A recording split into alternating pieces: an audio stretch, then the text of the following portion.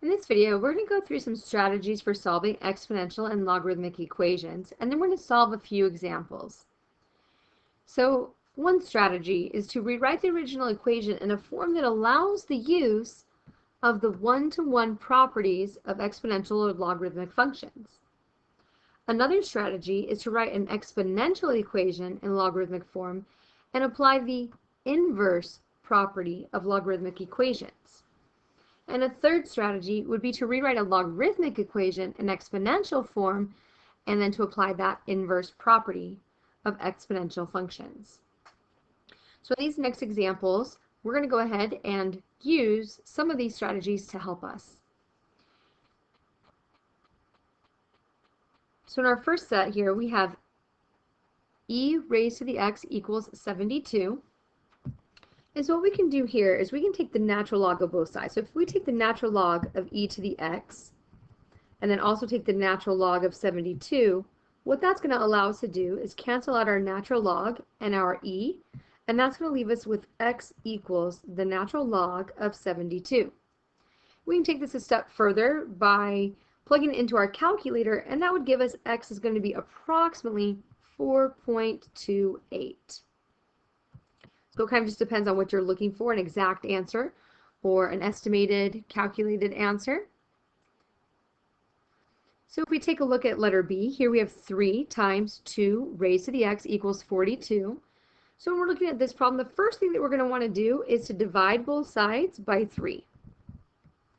So we'll divide both sides by 3, and that's going to leave us with 2 raised to the x equals 14.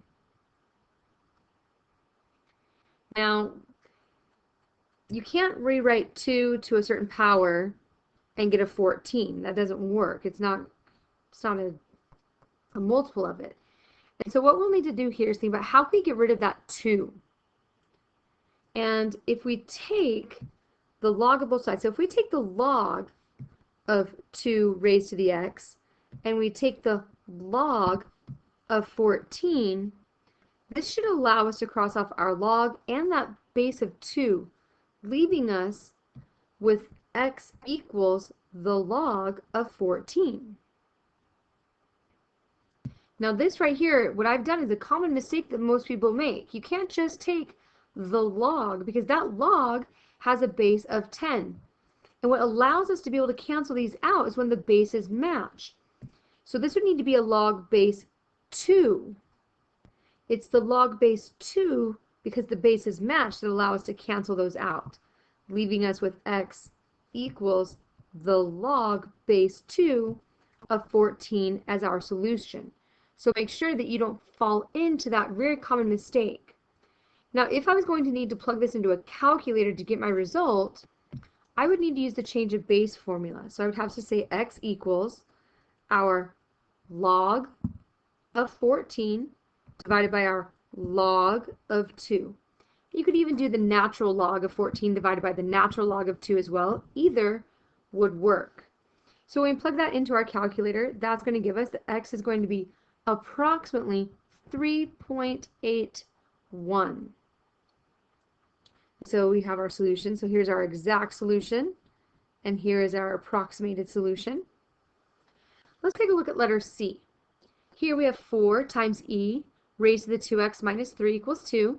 So we're going to begin by adding 3 to both sides. That's going to leave us with a 4 times e raised to the 2x equals a 5. Then we'll divide both sides by 4, which leaves us with e to the 2x equals 5/4. Now at this point, we don't want to freak out and go, I don't know how to do this, I can't do it. Sure you can. Think about what can we turn e into. We can use a and b as an example. So e, if I had a log base e, what would that look like? Well, it would look like a natural log. So I could take the natural log of both sides. So if I took the natural log of e to the 2x, and I took the natural log of 5/4, because the base of the natural log is an e, and my exponent here has a base of e, That allows me to cancel those out, leaving me with 2x equals the natural log of 5 over 4. To finish solving this problem, I would still need to divide both sides by 2, which would give me that x equals the natural log of 5 over 4 divided by 2. If I plug this into my calculator, well, another way we can look at it, or that you might see it written, would be x equals 1/2 times the natural log of 5 over 4.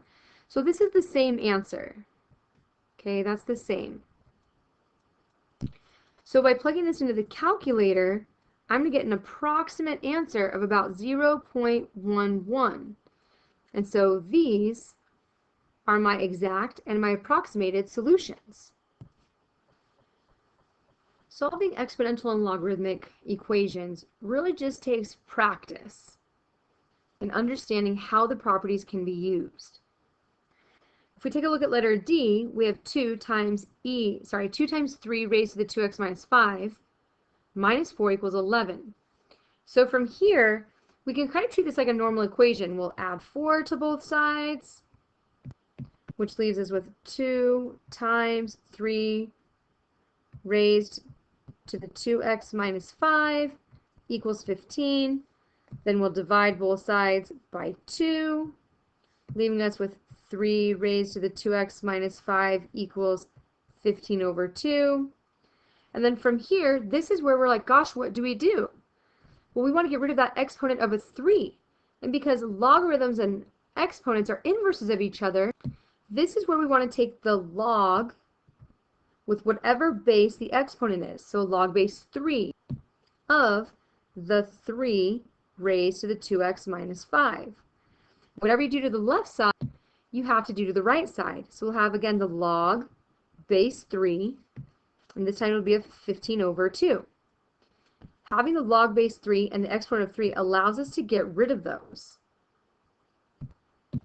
and leaves us with 2x minus 5 equals the log base 3 of 15 over 2. And from here, we're just going to solve for x. We'll add 5 to both sides. I'm going to kind of run out of room, so I'm going to bring this over here. So I'm going to have 2x equals, let me do it in a different color so it's a little bit easier to follow. So we're going to take this over here. So we're going to have 2x equals the log base 3 of 15 over 2, and that 15 over 2 is the only thing that goes to that log, and then plus 5. Then we're going to have to divide both sides by 2.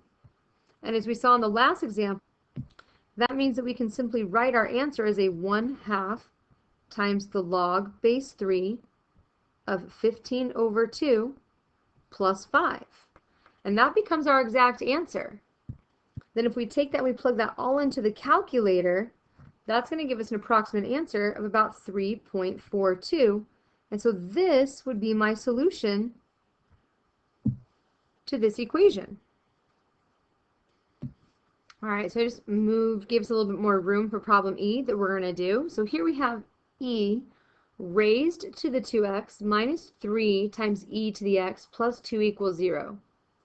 So what we're going to do here is we're going to kind of rewrite this 2x situation right there. So what we actually are going to have is we're going to have e to the x quantity squared minus 3e to the x plus 2 equals 0.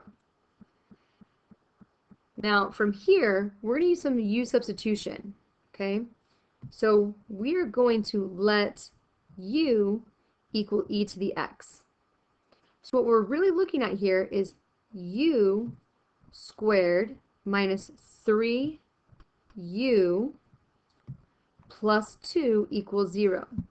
So from here we'll factor that. And we're going to have an x, or not an x rather, but our u minus 2 and a u minus 1 equals 0. So using the zero product property is going to give us that we can take our u minus 2 and set that equal to 0, and take our u minus 1 and set that equal to 0, which is going to give us a solution of u equals 2 and u equals 1. But remember, we're not finished because u actually equals e to the x. So to finish this, we're going to go ahead and we're going to come on over here, and we're going to write down, instead of a u, we're going to put that e to the x back. So we're going to say e to the x equals 2, and we're going to say e to the x equals 1. And now we're going to solve those. So here I have a base of e, and it's written in exponential form. So I want that to go away. So I want to use the inverse property here. And so I'm going to want to take the natural log of both sides. So I can take the natural log of my e to the x, and I can take the natural log of 2, because whatever I do to the left side, I have to do to the right side. So that's going to cancel out my natural log and my e, leaving me with that final answer that x equals the natural log of 2, which when we plug into the calculator is going to be approximately 0.69. And then we have to do our second one, because we still have e to the x equals 1, but we can do the same thing. We can take that natural log of e to the x and then set that equal to the natural log, let's give it a little more room, there we go, of 1. And just like it did before, that natural log and that e are going to cancel out because of the inverse property. And that's going to leave us with x equals the natural log of 1. And if we plug that into our calculator, we're going to see that the natural log of 1 is 0. And it doesn't approximate 0, like it is 0. And so that's going to be the solution to that particular equation. So u substitution can come in really helpful here. Now, if you want to have some more practice, or to see the rest of the practices, because there are a few more to do, we're going to have another video for that. So look for part 2 of this video.